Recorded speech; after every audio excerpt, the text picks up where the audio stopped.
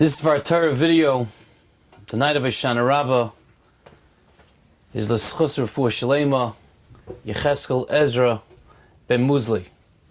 They should see miraculous recovery and have a speedy Refuah Shalema.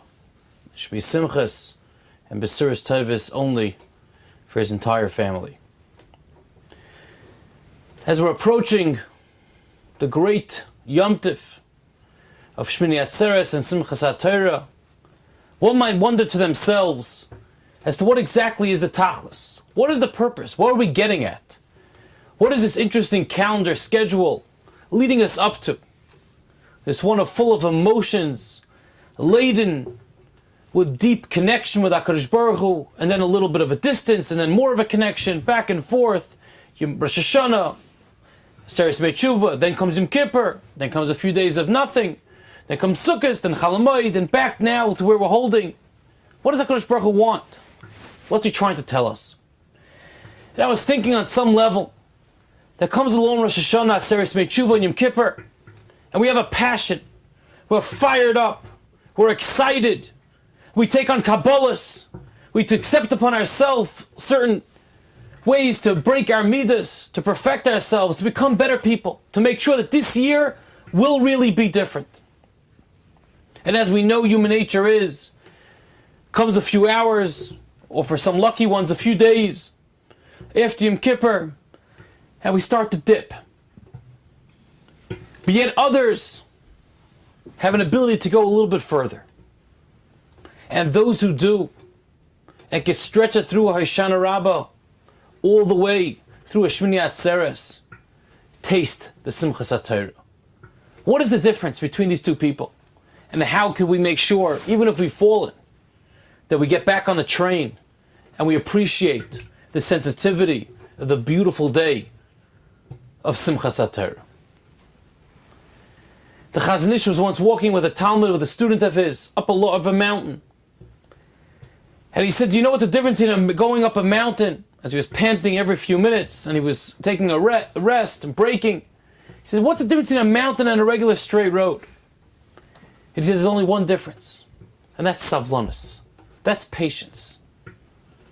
That when one has patience, you can accomplish anything. So you're going up a mountain, so you're climbing a difficult challenge. So you rest, and you wait, and then until you have enough energy, and then you take the next climb, till you go to the next stage. That's what savlanus gives you.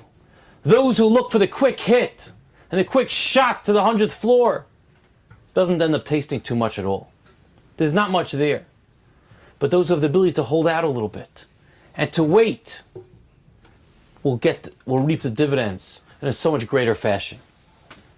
We know an egg, when one has an egg that was hatched, there's two ways what to do with it. You have two options. On one hand, you can make a great omelet, make scrambled eggs, taste delicious. You'll have instant gratification. But after that, you're over and done with.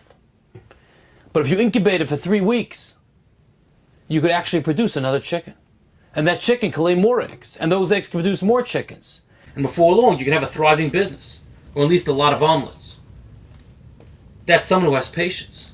That's someone who's able to hold out, who has self-control, to realize the sensitivity of something so much more, something so much bigger.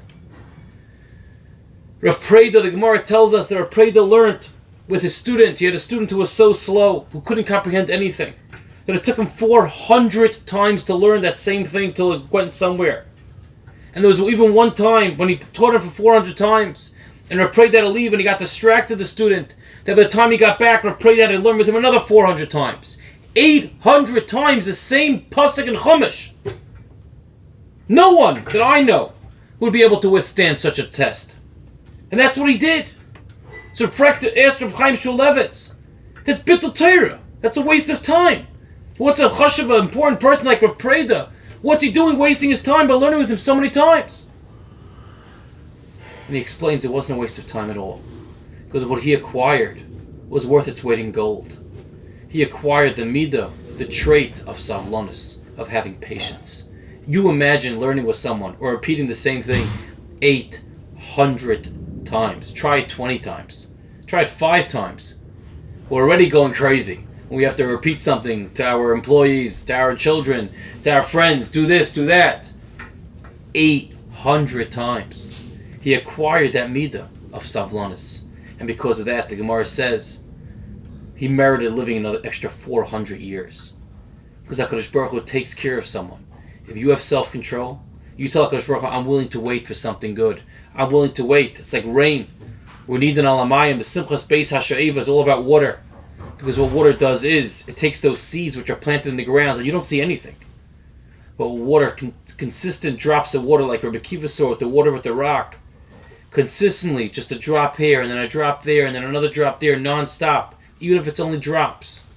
So you don't see that immediate result, but over time, through certain proper procedure and proper watering, you'll end up seeing a tremendous tree sprout forth.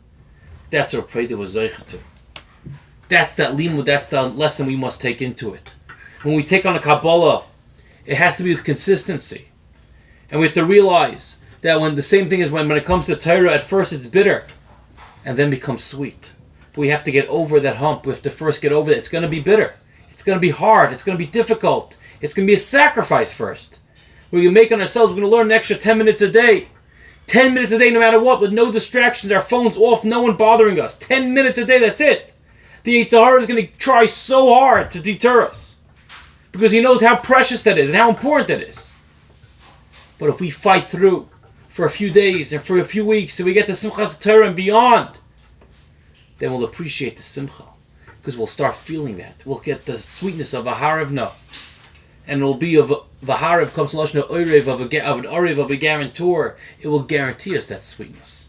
It will guarantee us that nitzchias, that longevity, that consistency will continue growing and give us such dividends in our wives, in our children, in our families, in our businesses, in the world that we're trying to make a Kiddush Hashem for. So let's awaken ourselves, get us back on track as we approach Simchas Torah, and show HaKadosh Baruch Hu that we mean business. We're going to stick this one through, and we're going to stay by it, and make sure that we're going to keep it. With a little savlanis, with a little patience, and a little more self-control, we're going to taste the true Simchas Torah. Have a wonderful Yom Tov.